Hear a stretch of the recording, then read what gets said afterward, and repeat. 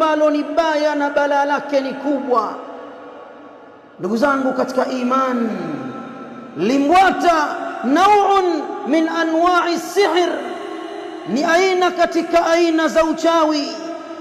Yufalu lijalbi mahabbati rajuli limrati, jambo hilo linafanywa kwa ajili ya kumteka mtu, mume atekwe na mke wake, au almar'atu lizawjiha, au mwanamke atekwe na mume wake. Jambo hilo linafanyika zama tulizokuwa nazo, lakini limehama mpaka limekwenda katika maeneo ya kazi. Bosi hafurukuti na limbwata la mfanyakazi. Lakini ndugu zangu katika iman, fayatawahamu fa'iluhu annahu yuslih, yule ambaye anayefanya kitendo cha limbwata anadhani kana kwamba anajenga. Wama yadri annahu yufsid, hajui kana kwamba yeye anaharibu mambo.